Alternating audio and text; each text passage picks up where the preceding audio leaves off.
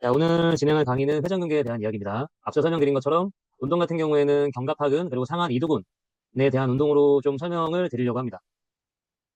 자, 이 관절과 상완관절의 안정성의 특징이 있는데 여기 두 가지를 적었지만 세 가지로 말씀을 드릴게요. 일단은 음압이라고 하는 것으로 관절 안정성을 확보하는 게 있고 정상관절에서는 정상적인 음압이 형성이 되고 음압은 체중의 5% 정도로 형성이 된다라고 합니다.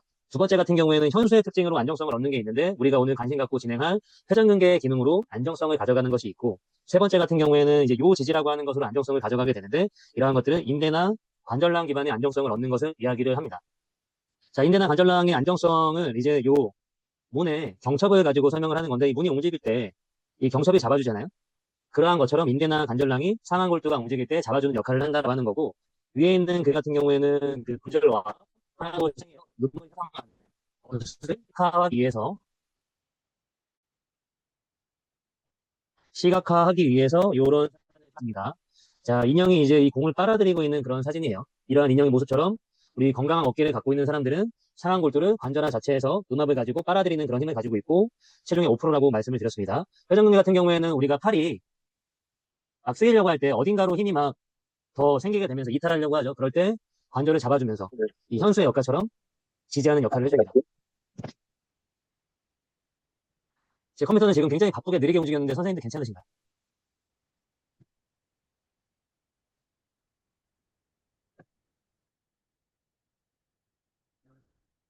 네, 지금 초기 로딩은 다 끝난 것 같아요.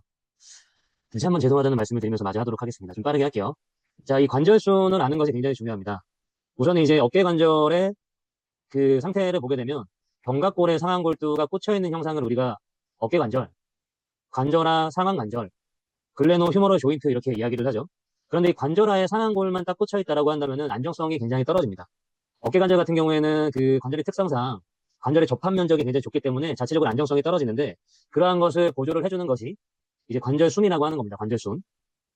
이 옆에 있는 사진을 보시게 되면 이 우리가 관절이 없고 그냥 뼈만 있다라고 했을 때는 이 상완골두가 들어갈 수 있는 깊이가 이 비만큼밖에 없는 거예요. 굉장히 얕습니다.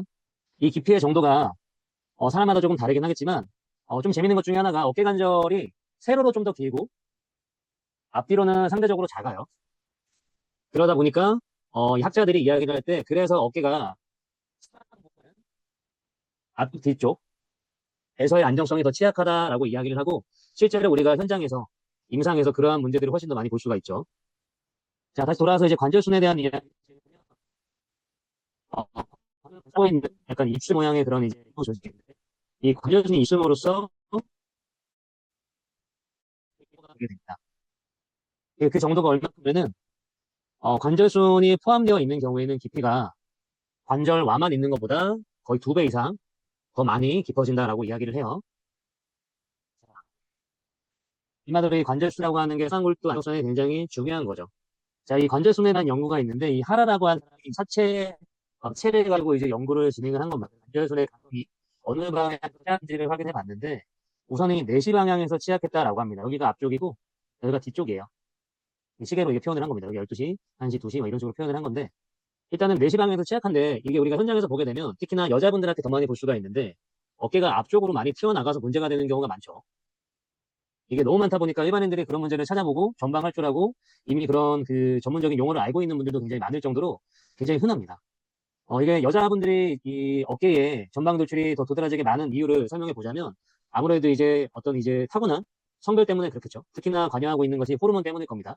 이제 아무래도 이제 주기적으로 이제 호르몬의 변화가 생기면서 인대 조직이 느슨해지는 게 여자분들의 특징이고 특히나 이제 그 출산을 하신 분들 같은 경우에는 그 과정상에 더 많이 느슨해진다라고 합니다. 자, 그래서 봤더니 이 내시 방향이 가장 이제 취약한 방향인데 이 어깨가 다치게 될 때 외상으로 또는 이제 내가 뭔가를 하다가 다치게 됐을 때 보통 어깨가 앞쪽으로 크게 돌출되면서 다치는 경우가 많이 있는데 그렇게 다치는 것을 이제 방카르트 병변 이렇게 얘기를 하죠.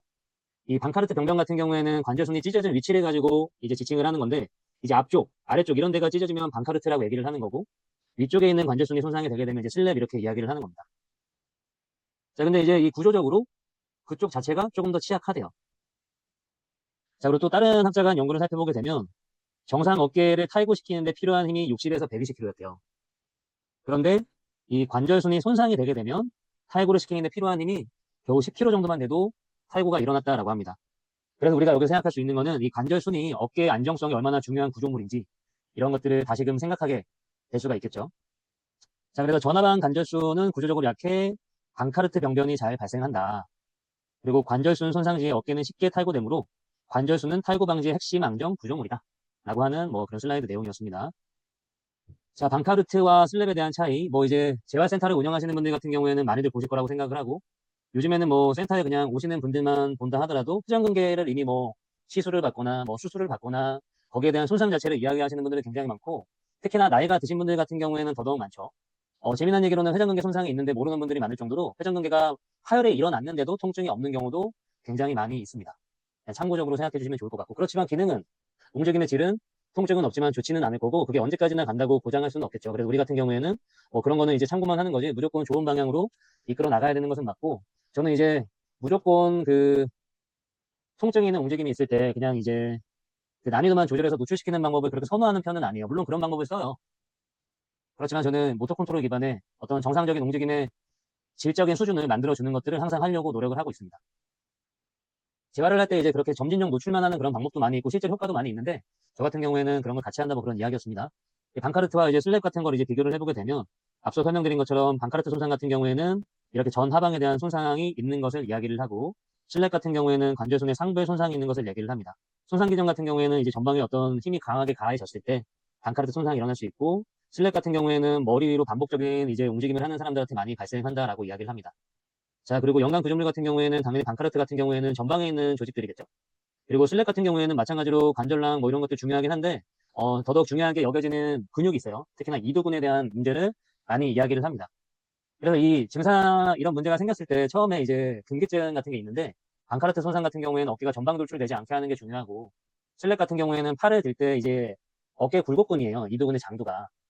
단두 같은 경우에는 이제 팔꿈치 굴곡만 하지만 장두 같은 경우에는 그것뿐만이 아니라 어깨를 굴곡시키는 역할도 하는데 이러한 것을 초기에는 이제 금기로 삼는 것이 중요하다라고 이야기를 하고 그 이후에는 그런 것들을 강화하는 방식으로 보통 재활 방법들을 진행을 하고 하게 됩니다. 자, 그리고 이제 어깨가 이렇게 앞으로 손상이 된 분들 같은 경우에는 재탈구가 굉장히 또 많은 편이고요. 그리고 불안정한 느낌을 굉장히 많이 느낍니다. 자, 그리고 슬랩 같은 경우에는 뭐 깊은 곳에서 어깨 통증이 있고 뭐 가동성의 제한 같은 걸 느끼고 이렇다라고 해요. 자, 회전근개. 그중에서 극상근과 극하근 손상이 많은 이유에 대해서 설명을 드리려고 하는데, 이 어깨관절이라고 하는 것은 이제 팔을 이렇게 움직이려고 하면 1차적으로 이런 회전근개 수축에 의해서 안정성이 획득이 돼야 되고요. 그리고 이제 어깨를 움직이는 무버, 이 스테빌라이저가 회전근개라고 볼 수 있고, 그리고 움직이려면 일단 안정성이 확보가 돼야 되니까, 무버는 이제 삼각근이 되겠죠. 삼각근의 강력한 장력을 발휘하기 위한 지점을 형성하는 것에 의해 팔을 움직이는 것이 가능해진다. 한마디로 삼각근 힘을 잘 쓰려면은 회전근개 기능이 중요하다라고 하는 이야기고요. 자, 그렇기 때문에 회전근개 손상이 있는 케이스에서는 그런 사례에서는 경관절의 능동 거상 운동이 어려워집니다. 아무래도 지금 말씀드린 것처럼 팔을 들 때 선제적으로 회전근개가 안정성을 제공해 줘야 되기 때문에 겉에 있는 이제 큰 근육들, 글로벌 근육들이 힘을 쓰잖아요. 근데 아무래도 손상이 있으면은 팔을 움직이기가 어려워지겠죠. 자, 그리고 회전근개 중에서도 경관절의 상방에 존재하는 극상근. 극상근 같은 경우에는 초기 팔을 움직일 때 항상 이제 사용된다라고 하고 올라갈 때 하방 할주를 해주는 어깨 위쪽에 있는 구조물과 부닥치지 않도록 도와주는 굉장히 중요한 근육으로 알려져 있죠. 자, 그리고 극상근이나 극하근은 항상 장력을 발휘하고 상완골두에 더해진 하방으로의 견인력에 저항한다 라고 얘기를 합니다. 자, 이 극상근이나 극하근이 자세적인 부분에서 어깨가 강하게 올라가 있는 분이던 뭐 플랫백이던 저처럼 좀 어깨가 좀 처져 있는 라운드백에서 어깨가 좀 처져 있는 사람들 또 이제 몸이 좋고 어깨가 굉장히 좀 처져 있는 사람들 굉장히 많죠. 보디빌딩 하시는 분들 그런 분들이 많이 어깨가 처져 있는 경향이 있는데 일단은 처져 있는 분들의 케이스에서 극상근과 극하근의 스트레스가 굉장히 만성적입니다. 그 이유가 뭐냐면은 지금 이렇게 견갑골이 이렇게 있으면은 이제 상완골도가 이렇게 이렇게 내려오잖아요.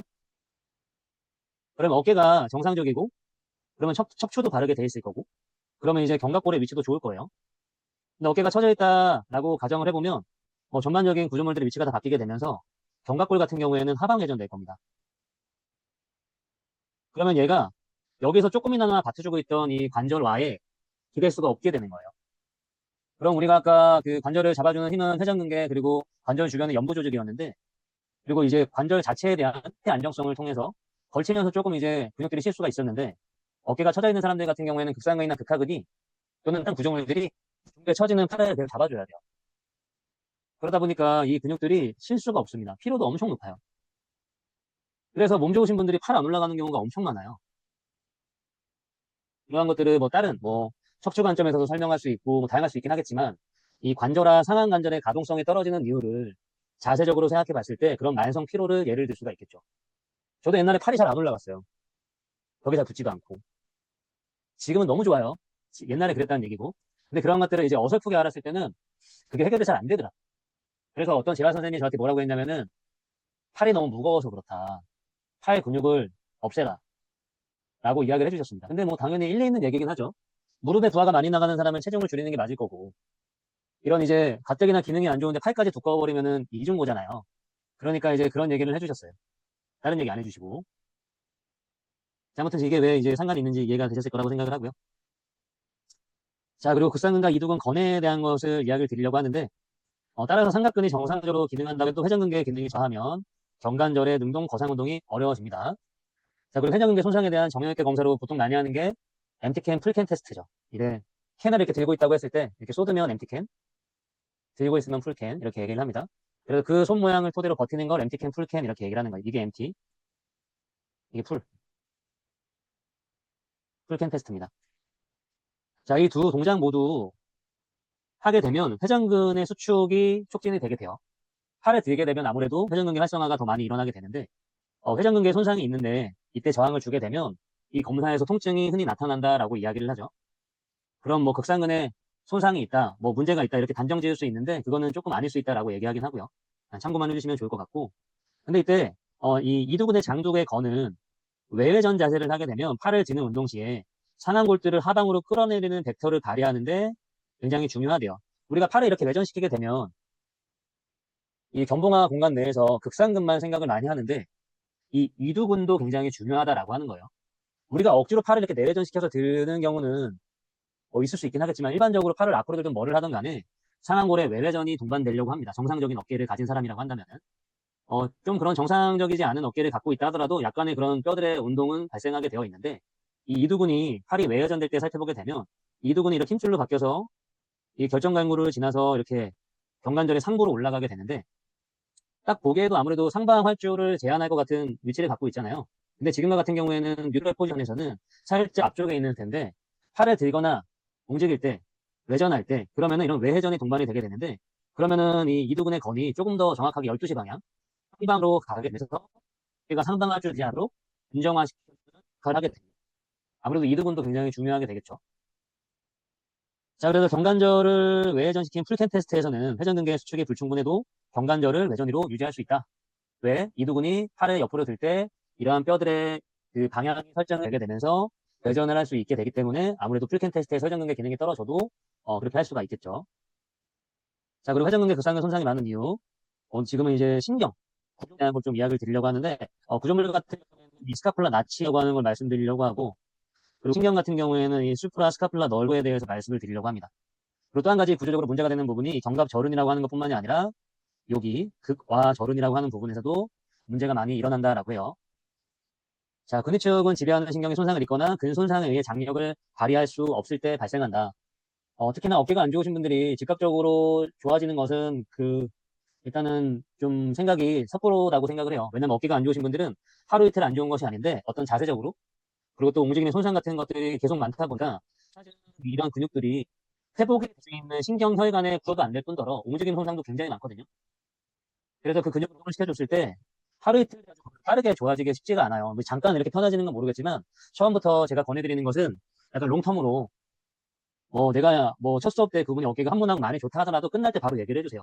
이러한 작용 같은 경우에는 순간적으로 이 부분에 대한 우리가 선행한 것들 운동을 할 때 여러 가지 작업을 통해서 혈류가 많아지고 순간적인 이제 신경근들의 조절 능력이 좋아지면서 좋아진 거지만 이건 일시적일 수밖에 없다.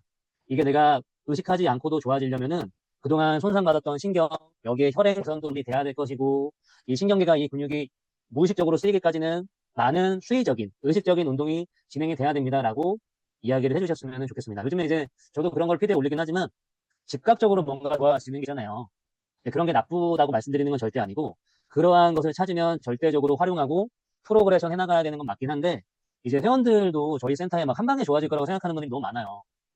아무래도 체형 교정, 재활 뭐 이런 걸 이제 슬로건을 하다 보니까 특히나 이제 인스타그램에서 오시게 되면은 정말 많은 기대를 하고 오시는데 실제로 그때 한번 좋아진다 하더라도 꼭 지금 제가 설명드린 것처럼 현실적인 이야기를 좀 해주시는 게 좋지 않을까 생각이 되고 어, 그 회원들의 인식도 좀 바뀌었으면 좋겠지만 좀 쉽지는 않겠죠. 자, 극상근 극하근의 지배신경은 견갑상신경입니다. 이 견갑상신경이 이 근육만 지배하는 게 아니라 어깨를 감싸고 있는 관절낭에 혈액을 공급하는 굉장히 중요한 신경이라고 합니다. 자, 특히 극하근은 기시부에서 그 표층을 덮는 근이 없기 때문에 근 위축이 근육에 이제 손상을 많이 받아서 문제가 되는 수준이 더욱 높일 수가 있대요. 그 이유로 어떤 이야기를 하면 극상근의 주행 방향을 살펴보게 되면 겉에 있는 게 중부승모근이에요. 그래서 극상근 같은 경우에는 팔을 움직일 때 뭐 그런 뭐 이두근도 있고 중부승모근도 있고 하다 보니까 아무래도 이제 그 더 보조를 받는다고 하는 거죠. 그렇지만 이 극하근이 주행하는 방향을 봤을 때 뭐 그 옆에 하부승모근이 있다라고 하지만 딱 이 위의 작용만큼은 없다라고 해요. 그래서 이 극하근이 손상이 많다라고 이야기를 합니다. 또 한 가지 극상근이나 극하근이 손상이 많이 받는 이유는 뭐냐면 이 수프라스카플라 너브 견갑 상신경 때문에 그런데 이 견갑골의 위치가 어깨가 아프신 분들은 제 위치 없죠. 완전 정상적인데 아프신 분 보셨어요? 저는 본 적이 없는데. 이, 이 신경이 지나가는 이 위치를 봐보세요. 견갑상신경이 이렇게 내려와서 이 견갑상신경에 중요한 인대가 있는데 이 밑으로 이렇게 좁은 공간을 지나가요. 그런데 이 얘가 난성적으로 어느 한 위치에 가게 되면 이 인대에도 주변 구조물에도 영향이 가게 되면서 이 신경이 특히나 여기에서 포착이 많이 일어난다고 합니다. 신경이 여기서 포착이 많이 일어난다라고 해요. 잘 안 들리시는구나. 음. 들리시나요? 네네네. 거기 신경이 포착이 일어난다라고 하는 거는 신경이 포착이 일어난 기점을 가지고 그 말초로는 뭐 다 안 된다는 얘기예요. 그 밑에 있는 애들은 기능하는데 엄청 영향을 준다는 얘기예요. 극상근 극하거든요. 그것뿐만 아니라 관절낭에 너 혈액 글로 가라 이렇게 명령을 하는 게 신경이에요.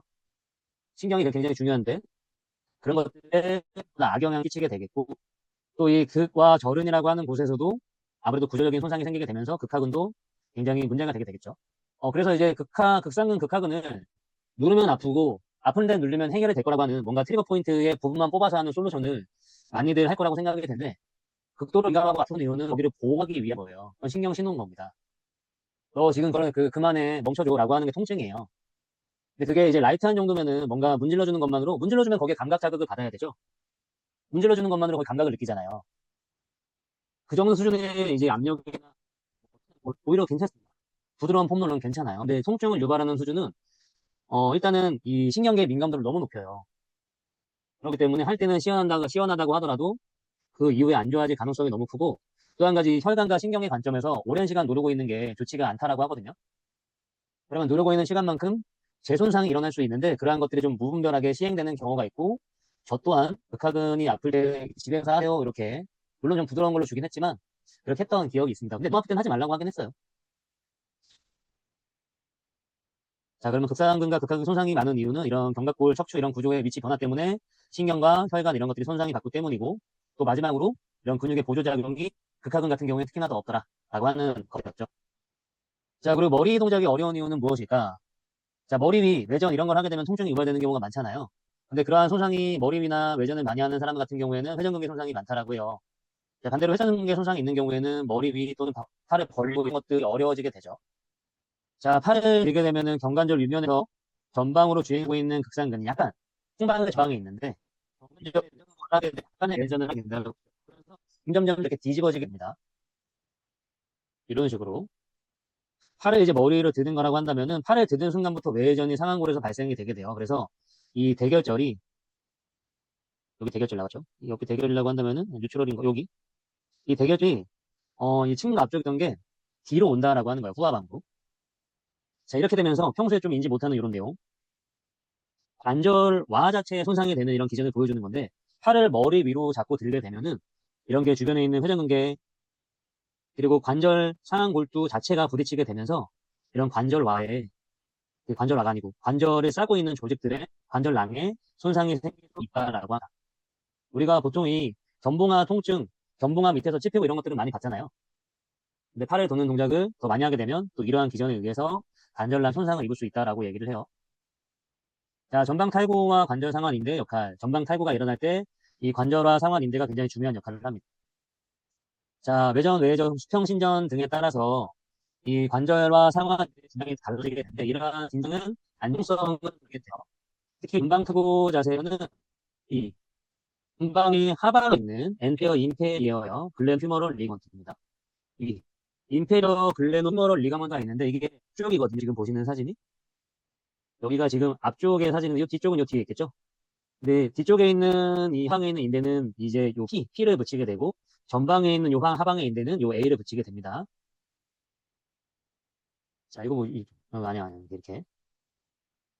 자, 그래서 그 전방탈구 위험 자세에서는 이런 아래쪽에 있는 인대가 중요한 안정성 제공하다. 왜냐하면 외회전 자세를 하게 되면 수평신전 자세를 하게 되면 특히나 아까 우리가 치악한 게 내시경향 경험치죠. 변화가. 거기서 치악함 가지고 있는데 이 치악한 게 이건 이제 구조이긴 하죠. 다른 한편으로 얘가 또 안정성을 주는 중요한 구조이기도 하고요. 자, 이대 강으로 비교를 했는데, 이게 그 어깨를 싸고 있는 부분들은 너무나 당연한 얘기긴 하지만 전방 십자인대에 비해서 5분의 1 이하의 강성을 가지고 있다라고 해요. 그래서 어깨인대 같은 경우에는 무릎의 그 십자인대처럼 절대 강하지 않다라고 얘기를 하고요. 이러한 이제 관절을 싸고 있는 여러 조직들은 감각기형으로서 고유수용성 감각에 기여를 해서 안정성을, 동적 안정성을 만들어주는데 굉장히 중요하다라고 합니다. 이 관절낭에는 감수용이 굉장히 풍부한데, 관절을 움직일 때 수용기의 정보가 전달이 되게 되겠죠. 그러면 거기에 따라서 이제 반응들이 일을 하게 될 거고, 이것은 이제 안정성을 만들게 됩니다. 근데 아무래도 이제 이러한 그 관절이 중심을 이탈하신 분들이 굉장히 많은데, 이러한 것들은 관절을 싸고 있는 조직의 손상을 의미를 하는 것이고, 그러한 조직의 손상은 이러한 이제 조직 자체가 하는 굉장히 큰 역할이 감각 수용기로서의 역할, 그로 인한 고유 수용성 감각의 활성화, 그로 인한 반응적 근육 활성화인데 이런 게 이제 안 된다고 하는 것이죠. 자, 그래서 이러한 손상 시에 뭐 이런 문제가 있다. 자, 그래서 이 관절한 선인대의 이제 각각의 기능을 봤더니 그냥 편안하게 있을 때는 오구상한 인대와 그리고 위쪽에 있는 요거요. 위쪽에 있는 이제 인대가 하방으로 편리되지 않게끔 긴장하는 역할을 한다라고 합니다. 해가 쳐져 있는 사람들은 이 인대가 남아나지 않고 기능하지 못할 정도로 많이 느슨해 있을 거예요. 자, 그리고 외전 45도 자세, 팔 이렇게 외전을 하게 됐을 때는 견갑하가 중간에 있는 이런 인대, 그리고 하방에 있는 전방인대가 모두의 전방 편을 제동하게끔 긴장하는 역할을 한대요. 한마디로 45도 자세를 하게 되면 견갑하근 요 두 가지 아이들이 안정성이 중요하고, 그리고 외전 90도를 하게 되면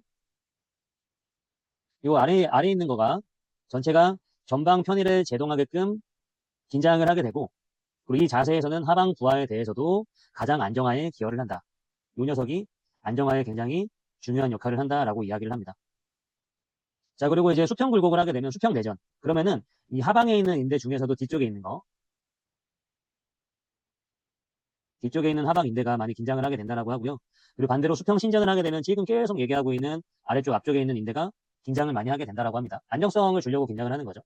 그림으로 보게 되면 이런 식으로 그냥 편안하게 있을 때는 요 인대가 많이 텐션이 가게 되고, 팔을 45도로 하게 있게 되면 이 중간에 있는 인대가 중요한 역할을 하고, 그리고 견갑하근 이런 거 중요하다라고 하고요.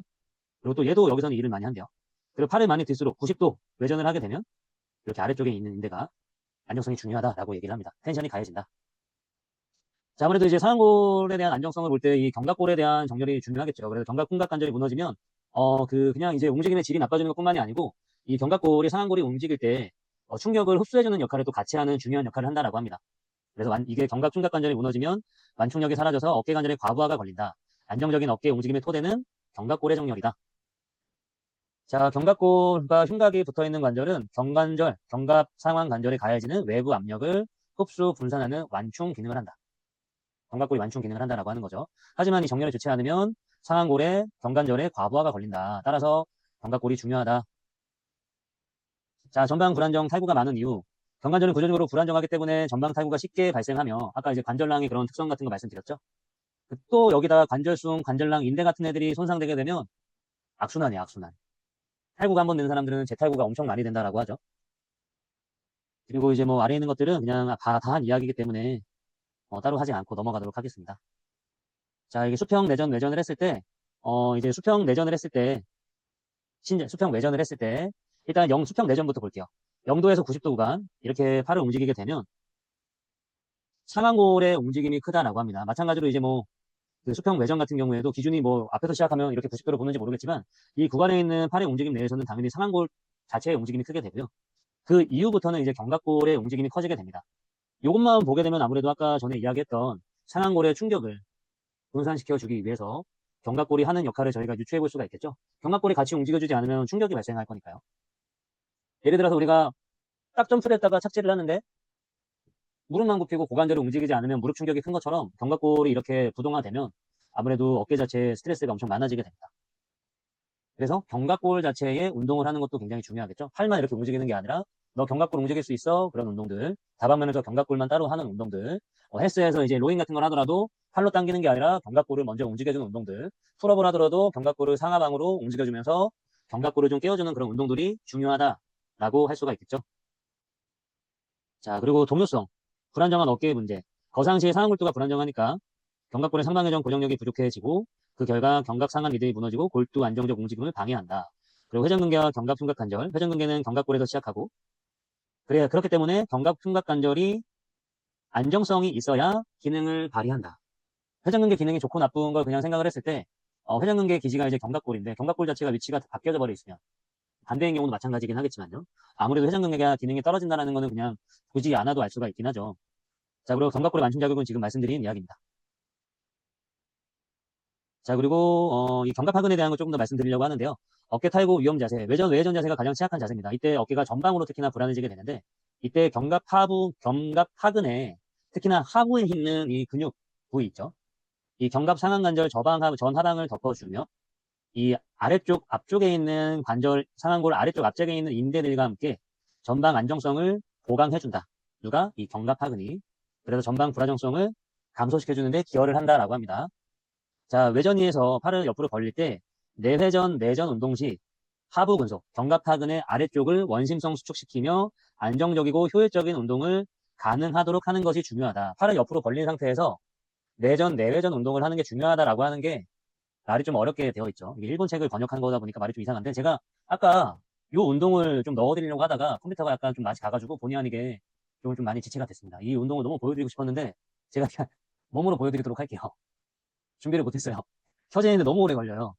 자, 외전, 외전 시에 어깨 탈구를 막는 핵심은 견갑하근 하부 근육과 아래쪽에 있는 인대다. 그래서 견갑하근의 근력 강화가 중요한데 특히나 이제 외전 상태에서 강화하는 게 중요하다라고 하고요. 이게 잔디깎기 운동이라고 있거든요. 잔디깎기 운동. 잔디깎기 운동할 때 이게 잔디 이렇게 당기잖아요. 이렇게. 잔디깎기 우리나라에서는 하지 않지만은 잔디깎기 기계가 있으면은 뭘 잡고 이렇게 확 당겨서 시동을 걸어요. 그런 거 뭐 외화에서 많이 보셨죠? 요즘에 많이 안 나오는 것 같기도 한데 그러한 동작과 유사해서 잔디깎기 운동이라고 하는데 론 무버라고 하는 운동이 있습니다. 제가 뒤에 설명드리도록 할게요. 자, 상하이두근, 장두건의 작용이 어떻게 되냐. 그냥 편안하게 있을 때는 모든 방향에서 이 장두의 건이 안정성을 제공한다라고 합니다.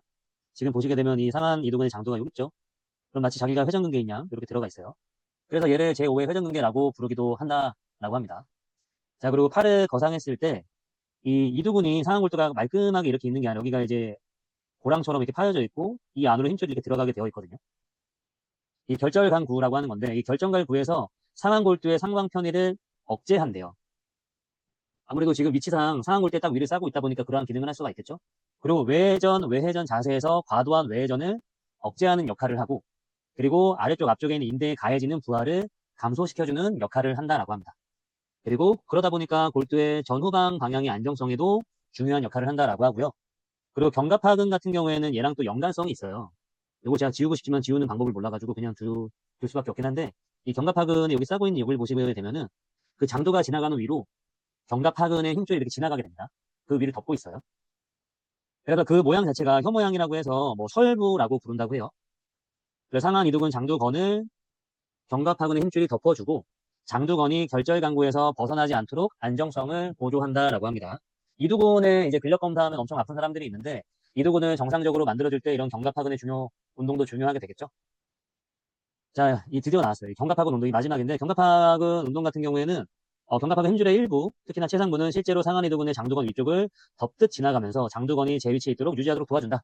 그리고 견갑하근 손상이나 약화가 생기면 단순 회전근개 기능 문제뿐만 아니라 이두근의 장두건의 불안정 타이구까지 동반되기 쉽다. 여기에 대한 거는 지금 좀 이미지가 그려지실 거라고 생각을 하고요. 유튜브에서 가져온 건데 제가 생각했을 때 이 견갑하근 운동으로 저는 따로 할 때도 있고 안 할 때도 있긴 하지만 보강 운동을 한다라고 한다면은 이런 방향에서 많이 할 것 같아요. 팔을 앞쪽에다 들어주거나 옆쪽에서 이렇게 해주는 거. 바로 90도에서 하지 않고 약간 아래쪽에서 할 것 같아요. 둘 중에 하나만 해야 된다라고 한다면은 팔을 완전 외전에서 바로 시행하면 어깨가 불안정하잖아요. 그렇기 때문에 흔히 스캡션이라고 하는 이런 방향, 외전 약간 앞쪽에서 세팅을 하고 어깨가 불안정할수록 좀 밑에서 시작을 할 거예요. 거기서 이렇게 안으로 돌리는 운동, 80임 하듯이. 그런 식으로 할 건데 저 같은 경우에는 회원들한테 그냥 맨몸으로 그냥 하라고도 많이 하고 책상에서도 이렇게 많이 80임 하듯이 하라고 얘기를 하는데 이때 매우 중요한 것은 내 척추의 신전과 견갑골의 위치가 고정된 상태에서 해야 된다는 거. 그거를 꼭 염두해 주셨으면 좋겠고요.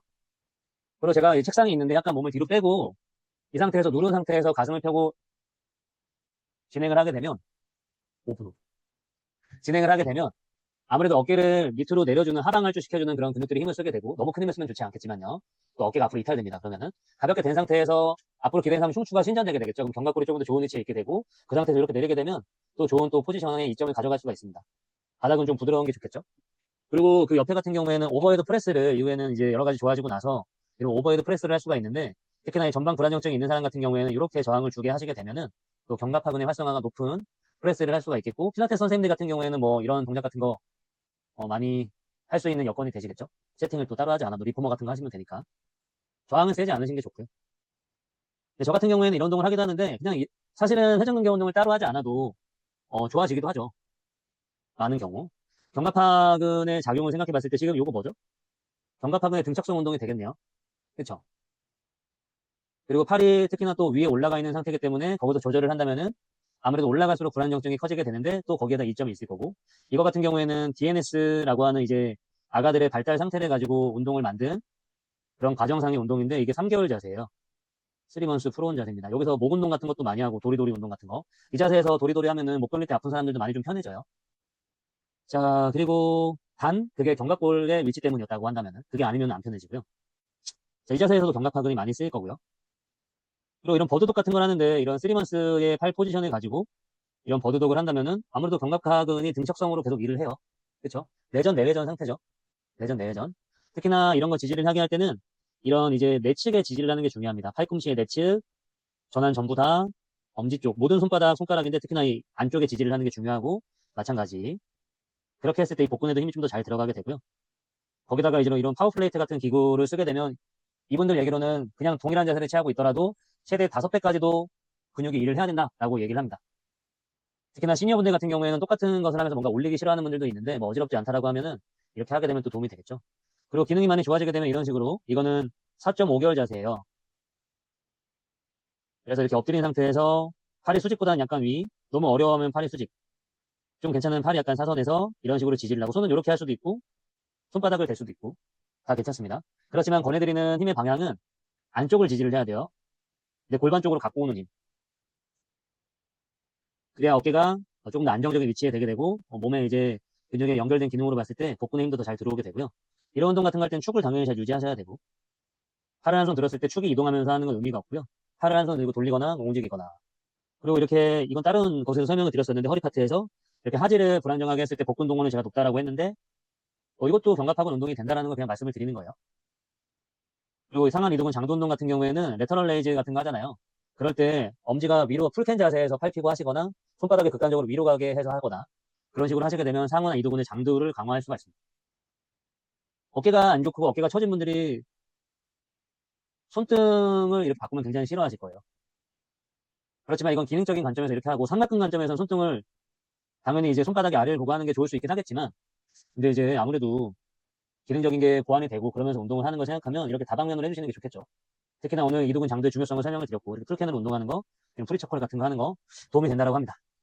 자, 그래서 오늘 좀 늦게 시작해가지고요. 오늘 다시 들어오시느라고 너무 죄송하고 늦은 시간까지 들어주셔서 너무 감사하고요. 다음 주에 또 다른 내용들로 찾아뵙도록 하겠습니다. 그리고